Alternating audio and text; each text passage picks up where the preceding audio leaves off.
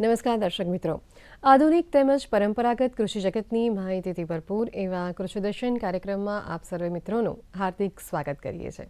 દર્શક મિત્રો, અમે જે વિષય ઉપર ચર્ચા કરવા જઈ રહ્યા છીએ તે વિષય છે ગિરનારની વનસ્પતિ વિશેની માહિતી।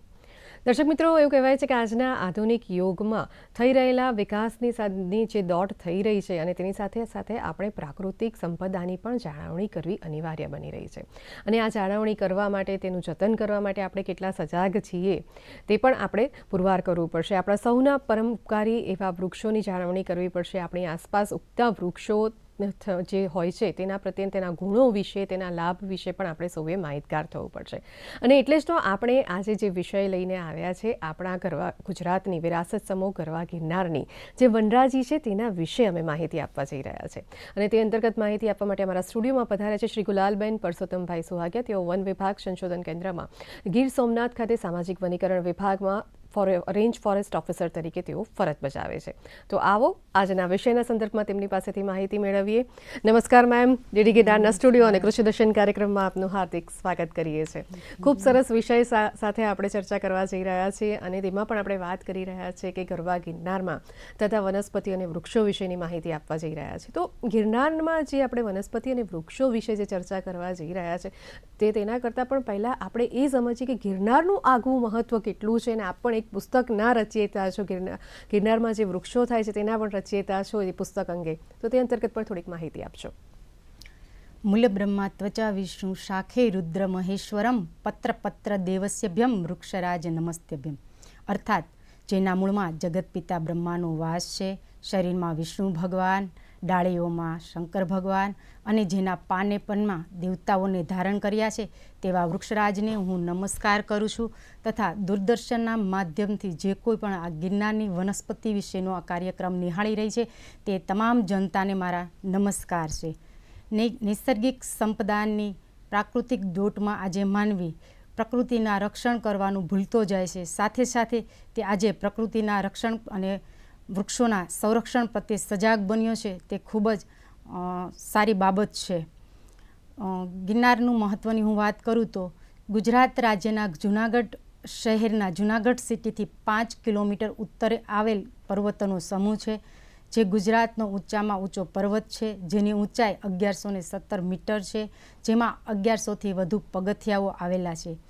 ગિરનારમાં 5 મોટા શિખરો આવેલા છે: અંબાજી શિખર, ઓઘડ શિખર, ગોરખ શિખર, કાલિકા શિખર અને દત્તાત્રેય શિખર।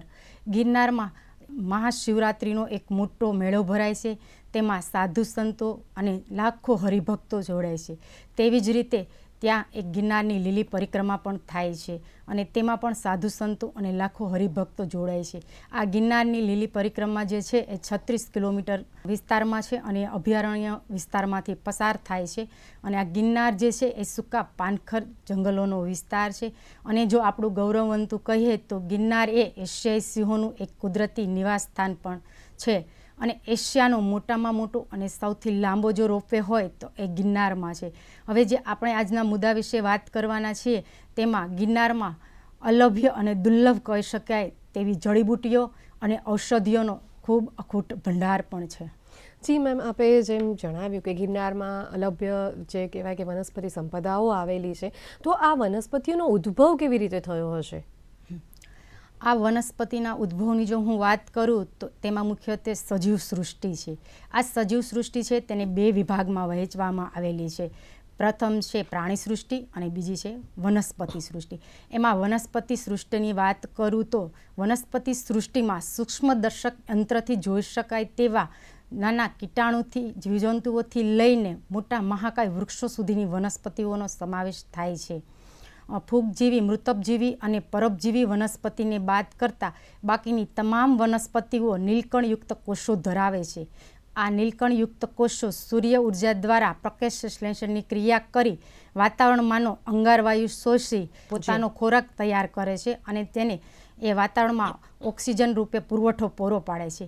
આ તમામ ક્રિયાઓ અને બાબતો સૂર્ય ઉર્જા સાથે સંકળાયેલી છે। સૂર્ય ઉર્જા પ્રકાશ સંશ્લેષણની ક્રિયા દ્વારા વનસ્પતિમાં ખોરાક સ્વરૂપે સંગ્રહાય છે।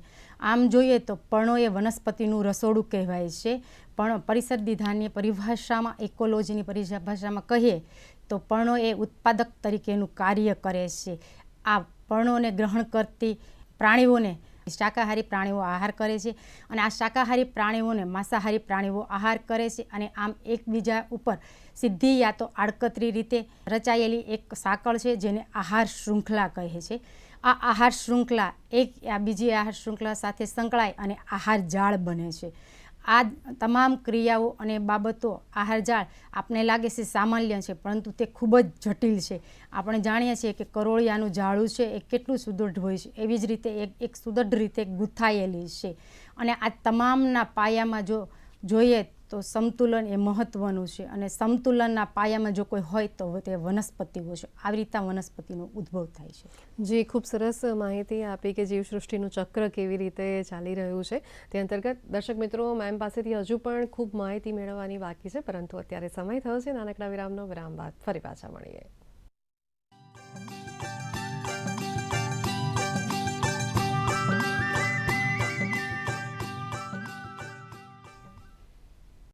વિરામ બાદ આપ સૌનું હાર્દિક સ્વાગત છે. આજે અમે જે વિષય ઉપર ચર્ચા કરવા જઈ રહ્યા છીએ તે છે ગિરનારની વનસ્પતિ વિશેની માહિતી.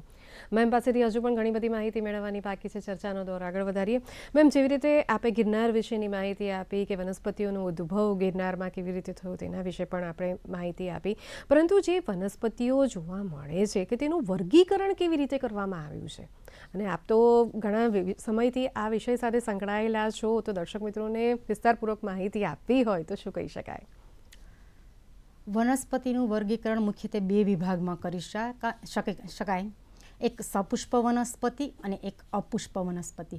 જો તમને પહેલાં હું અપુષ્પ વનસ્પતિ વિશે વાત કરું તો તેના 3 પ્રકાર છે: એકાંગી વનસ્પતિ, દ્વિઅંગી વનસ્પતિ અને ત્રિઅંગી વનસ્પતિ. એકાંગી વનસ્પતિમાં ફૂગ અને લીલ જેવી વનસ્પતિઓનો સમાવેશ થાય છે, જ્યારે દ્વિઅંગી વનસ્પતિમાં શેવાળ અને રેકેસિયા જેવી વનસ્પતિઓનો સમાવેશ થાય છે અને ત્રિઅંગી વનસ્પતિમાં હંસરાજ જેવી વનસ્પતિઓ થાય છે. હવે હું તમને વાત કરીશ કે સપુષ્પ વનસ્પતિઓ. આ સપુષ્પ વનસ્પતિઓમાં 2 પ્રકાર છે: આવૃતધારી વનસ્પતિ અને બીજ અનાવૃતધારી વનસ્પતિ. એમાં બીજ અનાવૃતધારી વનસ્પતિની વાત કરું તો તેમાં ચીડ અને દેવદાર જેવી વનસ્પતિઓનો સમાવેશ થાય છે, અને બીજ આવૃતધારી વનસ્પતિની વાત કરું તો તેના પણ 2 પ્રકારો છે: એકદળી વનસ્પતિઓ અને દ્વિદળી વનસ્પતિઓ. એકદળી વનસ્પતિઓમાં ઘાસ જેવી વનસ્પતિઓનો સમાવેશ થાય છે, જ્યારે દ્વિદળી વનસ્પતિઓમાં તુલસી, વડ, મગફળી જેવી વનસ્પતિઓનો સમાવેશ થાય છે. વનસ્પતિને ઓળખવું અઘરું નથી. સપુષ્પ વનસ્પતિને સહેલાઈથી ઓળખી શકાય છે. તેમાં વૃક્ષ, છોડ, વેલા, ડાળીઓ આ દરેકને તેના ચોક્કસ આકાર હોય છે અને તેના સ્વરૂપ હોય છે. પર્ણના આકાર, સ્વરૂપ, કદ, ફળ, ફૂલ, પાન, મૂળ, છાલ, થડ વગેરેના ઉપરથી એને સહેલાઈથી ઓળખી શકાય છે. આપણે વનસ્પતિઓને જુદા જુદા નામોથી ઓળખતા હોઈએ છીએ, અલગ અલગ વિસ્તારમાં અલગ અલગ નામોથી ઓળખતા હોઈએ છીએ, જેના લીધે ઘણીવાર વનસ્પતિને ઓળખવામાં ગૂંચવણ ઊભી થતી હોય છે. દુનિયાભરમાં આ વનસ્પતિ અને સજીવ સૃષ્ટિને એક જ નામથી ઓળખવાની પદ્ધતિ અમલમાં આવી છે, જેને દ્વિનામી પદ્ધતિ કહેવામાં આવે છે. દાખલા તરીકે વનસ્પતિ છે તો તેનું દ્વિનામી પદ્ધતિમાં બોટનિકલ નામ કહે છે. દાખલા તરીકે હું કહું કે કેસુડો છે તો એનું ઓરિજિનલ નામ ખાખરો છે, પણ કોઈ કેસુડો કહેતા હોય, કોઈ પલાસ કહેતા હોય, તો તેને દુનિયાભરમાં એક જ નામથી ઓળખવાની પદ્ધતિ અમલમાં છે, જે બોટનિકલ નામ છે એનું વનસ્પતિ માટેનું. જી, ખૂબ સરસ માહિતી આપી. હવે જે ખોરાક મેળવવાની જે પદ્ધતિઓ હોય છે કે તેના આધારે પણ વનસ્પતિને વર્ગીકૃત કરવામાં આવેલી હોય છે, તો આ વર્ગીકરણ કેવી રીતે કરવામાં આવતું હોય છે? ખોરાક મેળવવાની પદ્ધતિના આધારે જોઈએ તો વનસ્પતિને મુખ્ય 4 વિભાગમાં વહેંચી શકાય. પહેલી છે સ્વપજીવી વનસ્પતિ. સ્વપજીવી વનસ્પતિ કે પોતે પોતાનો ખોરાક પોતાની જાતે તૈયાર કરે છે એવી વનસ્પતિઓ. આવી વનસ્પતિઓ હરિત કણોની મદદથી સૂર્યપ્રકાશ દ્વારા પ્રકાશ સંશ્લેષણની ક્રિયા કરી પોતાના ઉપાંગો દ્વારા જમીનમાંના પાણી અને રસને સૂચી પોતાનો ખોરાક તૈયાર કરે છે. આવી વનસ્પતિઓને સ્વપજીવી વનસ્પતિઓ કહે છે. આમાં સ્વપજીવી વનસ્પતિઓમાં દાખલા તરીકે શાક છે, સીસમ છે, મહુડો છે, ખેર છે, તુલસી છે એ વગેરે વનસ્પતિઓનો સમાવેશ થાય છે. બીજી વનસ્પતિની વાત કરું તો મૃતોપજીવી વનસ્પતિઓ છે. આ મૃતોપજીવી વનસ્પતિમાં હરિત કણો હોતા નથી, તે પોતાનો ખોરાક મૃત લાકડા અને પાનો ઉપર આધારિત હોય છે અને મૃત જે સૂકા લાકડા અને પાનો છે તેમાંથી પોતાનો ખોરાક મેળવે છે. આવી વનસ્પતિમાં વાત કરું તો મોટાભાગની ફૂગ અને બિલાડીની ટોપ જેવી વનસ્પતિઓ છે. ત્રીજી વનસ્પતિઓ એ છે પરોપજીવી વનસ્પતિઓ. આ વનસ્પતિઓ એવી વનસ્પતિઓ છે તે બીજી વનસ્પતિના મૂળ અને થડ ઉપર આધાર રાખે છે અને બીજી વનસ્પતિના થડ અને મૂળમાં પોતાના મૂળ મૂકી એને ચૂસતી હોય છે અને પોતાનો ખોરાક બનાવી એ જીવે છે, મતલબ નભતી હોય છે. આવી વનસ્પતિની વાત કરું તો દાખલા તરીકે તેમાં અમરવેલ છે અને સુખડ યાની ચંદન છે. અમરવેલ છે એ સંપૂર્ણપણે પરોપજીવી છે કે જે બીજા વૃક્ષો અને વનસ્પતિ ઉપર આધારિત છે, જ્યારે ચંદન સુખડ છે એ અર્ધપરોપજીવી વનસ્પતિ છે. અને ત્રીજી વનસ્પતિની વાત કરું તો જે માંસભક્ષી વનસ્પતિ છે. આપને આ નવાઈ લાગશે કે આવી વનસ્પતિ હોય. હા, આવી પણ વનસ્પતિ છે જે માંસભક્ષી વનસ્પતિ છે, જે નાના જીવજંતુઓનું ભક્ષણ કરીને જીવે છે.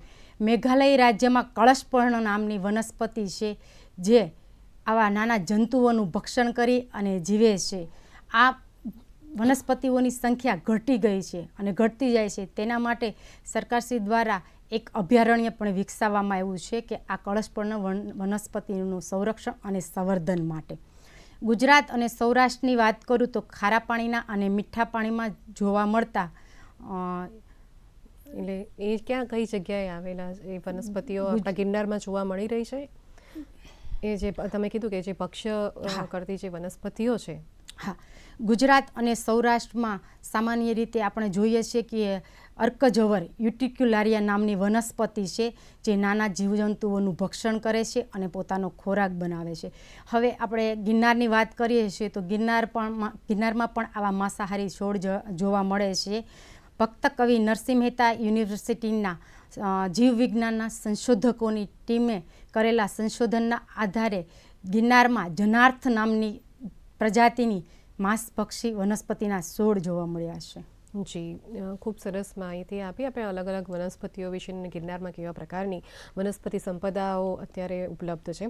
તો મેમ એક ખૂબ મહત્ત્વના પ્રશ્ન ઉપર આવીએ કે વનસ્પતિ શાસ્ત્રના જે કહેવાય કે વૈજ્ઞાનિક સર્વેક્ષણો થતા હોય છે અને તેની અંદરના જે અભ્યાસો થતા હોય છે, તો તે અંતર્ગત તેને ધ્યાનમાં રાખીને જે ગિરનારમાં જે વનસ્પતિ સંપદા જોવા મળી રહી છે તે કેટલી ઉપયોગી સાબિત થશે તે અંતર્ગત અમારા દર્શક મિત્રોને માર્ગદર્શન આપવું હોય તો શું કહી શકાય? વનસ્પતિ શાસ્ત્રના સંશોધકો અને વૈજ્ઞાનિકો અને એના સર્વેક્ષણોને આધારે જોઈએ તો ગિરનારમાં ફૂગ, શેવાળ, લીલ, વૃક્ષ, વેલા, છોડ, ઝાડીઓ જેવી વનસ્પતિઓ આવેલી છે. તેમાં મુખ્યત્વે સાગ છે એ 35% જેવો સાગ આવેલો છે.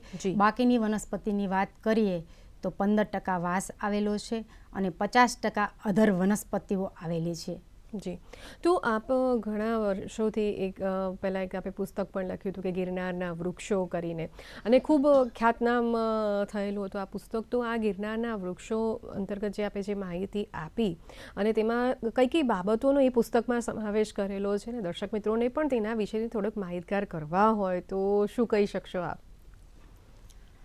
ગિરનારના વૃક્ષો એ મારું એક પુસ્તક છે અને મેં અને મારા સ્ટાફે ફિલ્ડમાં ખૂબ મહેનત કરીને એ પુસ્તક તૈયાર કર્યું છે અને તમામ લોકોને ખૂબ ઉપયોગી નીવડે તેવું પુસ્તક છે કે જે વનસ્પતિને, મેં કીધું ને કે વનસ્પતિને ઓળખવી અઘરી નથી, બહુ સહેલાઈથી ઓળખી શકાય છે. આ 2009થી 2011ના સમય દરમિયાન હું ગિરનારમાં વનપાલ તરીકે ફરજ બજાવતી હતી. મારું કાર્યક્ષેત્ર હતું એ એકદમ ઇન્ટરિયલ હતું કે જ્યાં બિલકુલ નેટવર્ક પણ નહોતું આવતું. એ સમય દરમિયાન મને વિચાર આવ્યો કે ખરેખર આ ફિલ્ડ દરમિયાન આટલી સરસ વનસ્પતિઓ ગિરનારમાં છે. અમુક ચોમાસામાં જોવા મળે છે, અમુક શિયાળામાં જોવા મળે છે, અમુક ઉનાળામાં જોવા મળે છે. તો આ વનસ્પતિ વિશેની જો માહિતી તૈયાર કરવી હોય અને લોકો સુધી પહોંચે એવું કરવું હોય તો શું કરીએ? પણ એ એટલી બધી જટિલ હતી કે બધાય વિભાગને હું આવરી ના શકું. એટલા માટે મેં નક્કી કર્યું કે હું ગિરનારના વૃક્ષોને પહેલાં લઉં અને એ માહિતી તૈયાર કરું. એના ઉપરથી મેં એક ગિરનારના વૃક્ષો નામનું પુસ્તક તૈયાર કર્યું છે, જેમાં 105 જાતના વૃક્ષો છે. એ વૃક્ષોનું એમાં ગુજરાતી નામ છે, હિન્દી નામ છે, મરાઠી નામ છે, અંગ્રેજી નામ છે, એનું બોટનિકલ નામ છે, એ કયા વર્ગનું છે એ પણ એમાં દર્શાવવામાં આવેલું છે. બીજું એ વૃક્ષનું મેં વર્ણન કર્યું છે. એ બીજું વૃક્ષનું વર્ણન કર્યું એમાં એનું થડ કેવું હોય છે, શાખા કેવા હોય છે, પાન કેવા હોય છે, ફળ કેવા હોય છે, ફૂલ કેવા હોય છે, એ તમામ ડિટેલ્સ લીધી છે. પછી એ વનસ્પતિનો ઉપયોગ શું થાય છે, તો એમાં પર્ટિક્યુલર જણાવેલું છે કે વનસ્પતિનો ઉપયોગ તો એના થડનો શું ઉપયોગ થાય છે, મૂળનો શું ઉપયોગ થાય છે, છાલનો શું ઉપયોગ થાય છે, ફળ, ફૂલ, પાન વગેરેનો શું ઉપયોગ થાય છે એ દર્શાવેલું છે ડિટેલ્સથી. બીજું કે આ વનસ્પતિ છે તો એનું બીજ કલેક્ટ કરવું હોય, એના ફળ જોઈતા હોય તો કઈ સિઝનમાં, કયા માસમાં એના ફળ આવે છે, કયા માસમાં એના ફૂલ આવે છે, એ પણ મેં લીધેલું છે. બીજું કે ફોર એક્ઝામ્પલ આ મેં 105 જાતની વનસ્પતિઓ લીધી છે. એક ગિરનારમાં જોવા મળે છે. આ સિવાય ગુજરાતમાં કઈ જગ્યાએ જોવા મળે છે, ભારતમાં કઈ જગ્યાએ જોવા મળે છે અને વિશ્વમાં કઈ જગ્યાએ જોવા મળે છે એ પણ લીધું છે. અને છેલ્લે મેં એ પણ લીધું છે કે આ વૃક્ષનો ઉછેર કરવો હોય તો કઈ રીતને થઈ શકે, બીજ દ્વારા, સ્ટમ્પ દ્વારા, રોપ દ્વારા, એ પણ લીધું છે. અને બહુ ખાસ મહત્ત્વની વાત કરું તે આ બુકમાં મેં ગિરનારની એક ટેકરીઓ ચડીને એના ફોટોગ્રાફ્સ લીધા છે, જેમાં મેં એનું થડ આવે છે, એમની છાલ આવે છે, એમની શાખા આવે છે, એમના પાન આવે છે અને એમના ફૂલ પણ આવે છે, કે આના ઉપરથી લોકોને એ વૃક્ષને ઓળખવું ખૂબ સહેલું પડી જાય છે. ખૂબ સરસ ઉમદા કાર્ય કર્યું છે કે લોકોને કહેવાય કે ગિરનારમાં થતા વૃક્ષોથી માહિતગાર બને તેવો ખૂબ ઉમદા સરસ પ્રયત્ન આપે પણ કર્યો છે. દર્શક મિત્રો, મેમ પાસેથી હજુ પણ ઘણી બધી માહિતી મેળવવાની બાકી છે, પરંતુ અત્યારે સમય થયો છે વધુ એક નાનકડા વિરામ બાદ ફરી પાછા મળીએ.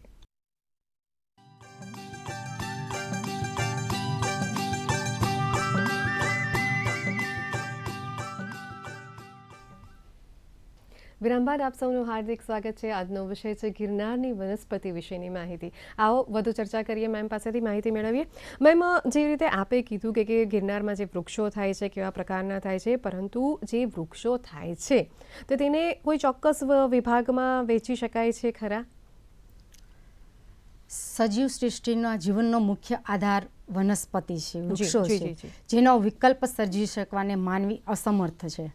આ વૃક્ષોને 4 વિભાગમાં વેચી શકાય.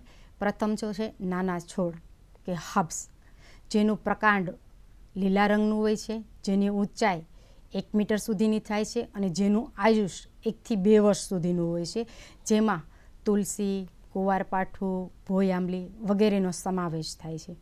બીજો પ્રકાર પાડીએ તો એ છે મોટા છોડ કે હબ્સ, જેનું પ્રકાંડ મજબૂત હોય છે, જેને જમીનમાંથીના શાખાઓ હોય છે અને જેની ઊંચાઈ 2 મીટર સુધીની થાય છે.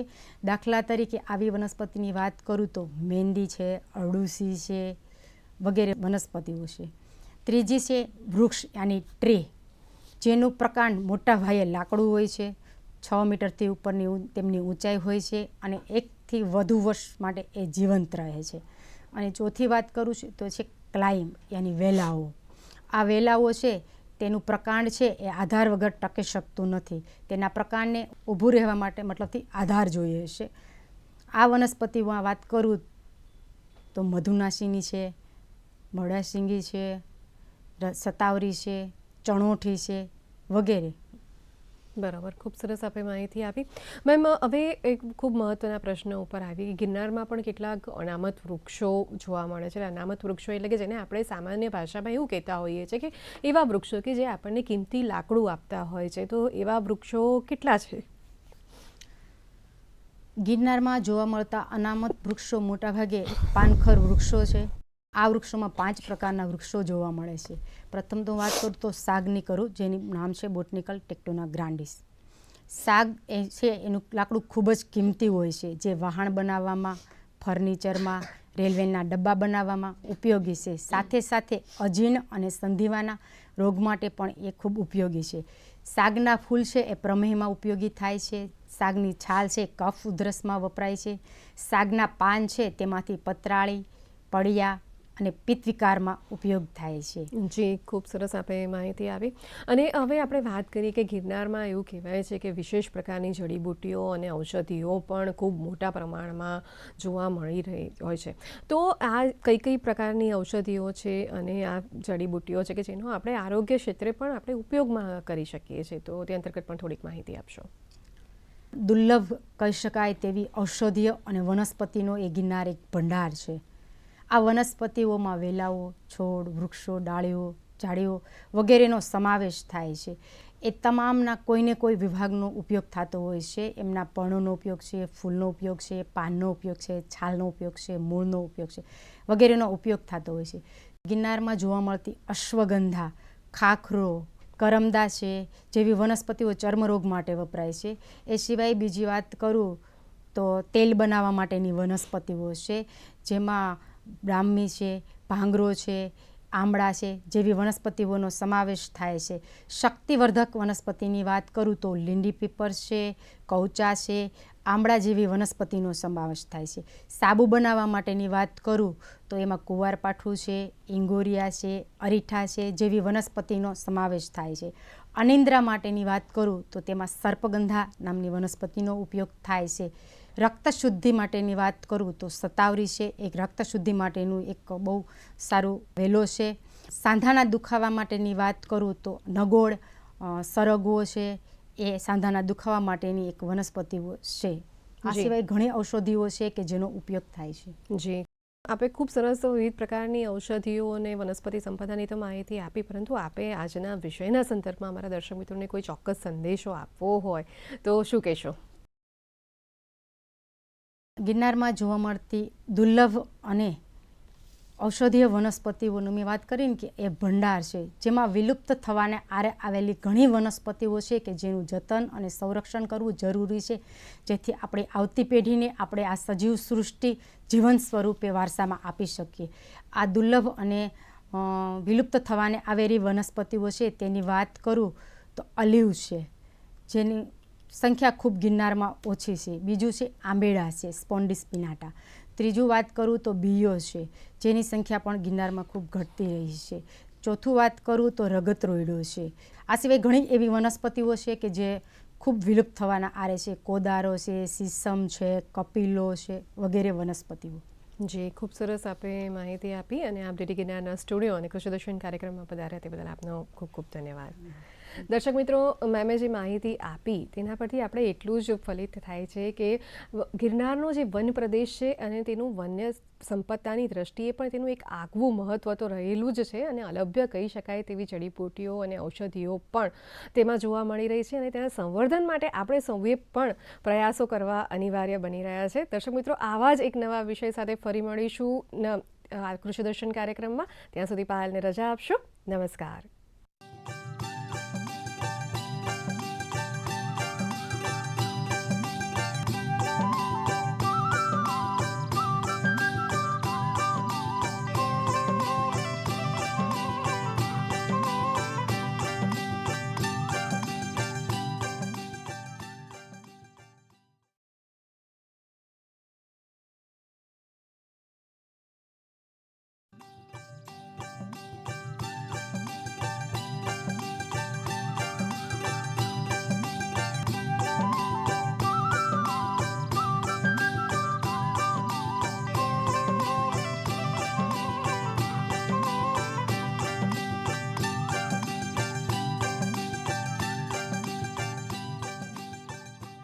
નમસ્કાર દર્શક મિત્રો, કૃષિને લગતી વિવિધ માહિતીઓથી સભર એવા આપણા સૌના મનગમતા કૃષિદર્શન કાર્યક્રમમાં હું ડૉક્ટર હિરલ ચતુર્વેદી આપ સૌને આવકારું છું. મિત્રો, આપ જાણો જ છો કે કૃષિદર્શન ફોન ઇન લાઈવ કાર્યક્રમ હોય કે કૃષિદર્શન કાર્યક્રમ હોય, હંમેશા અવારનવાર વિવિધ વિષયો લઈને અમે આપની સમક્ષ ઉપસ્થિત